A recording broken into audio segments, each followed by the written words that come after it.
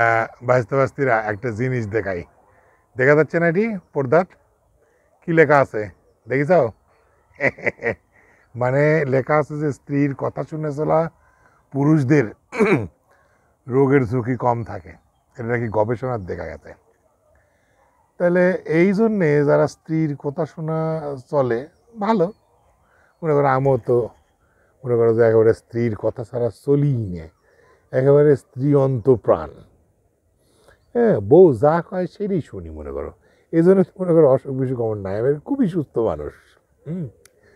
তো আমার মধ্যে এরকম যারা সুস্থ থাকতে চান তারা মনে করেন যে এরকমভাবে বইয়ের কথা মাইনে চলবেন, শুনবেন। আপনারা শুনে প্রথমে এই কথা শুনে মনে করছেন যে কাকা দেশের এত বড় বড় সমস্যা নিয়ে কথা কয়, এসব কথা তুই কী জন্য আজকে এই বিষয়টা নিয়ে লাগলো, চাষি মানে তোমার কাকিমাকি আমাকে ধরে মারেছে টারেছে কিনা, বা এরকম তোমার মনে হতে পারে, বা মানে পাম দেওয়ার জন্য নিউজ মানে এই কথা করছে কিনা।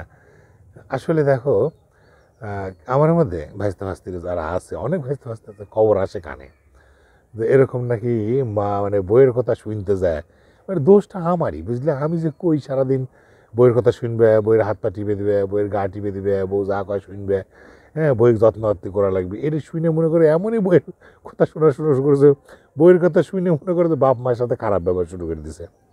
হ্যাঁ, কেউ কেউ আবার শোনা যায় মাঝে মধ্যে কানে আসে যে বাপ মায়ের নাকি মারা মারেও, মানে গাইল গুতা পাড়াতে পারতে নাকি বলে মারা মায়েরও দেয়, এরকম সব সমাজে শোনা যাচ্ছে কথাবার্তা।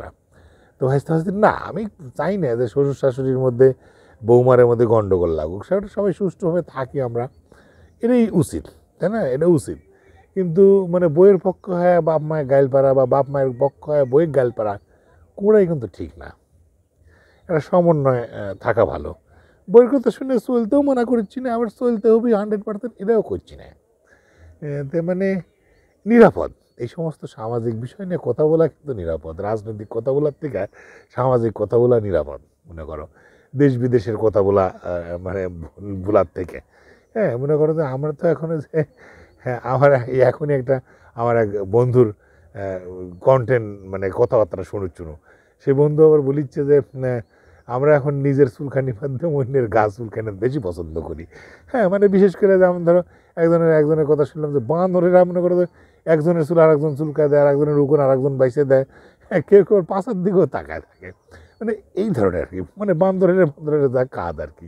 তো আমরা মানুষেরা এরকম মনে করো কাজ, নিজের কামতেও মনে করো মাইন্ডসের দিকে নজর আমারে বেশি, যদিও যাই হোক। তাহলে এবার ওই কথাই থাকলো, হ্যাঁ বইয়ের যত্নার্থী করবে, হ্যাঁ বাপ মায়েকেও যত্নার্থী করবে, বুঝলে?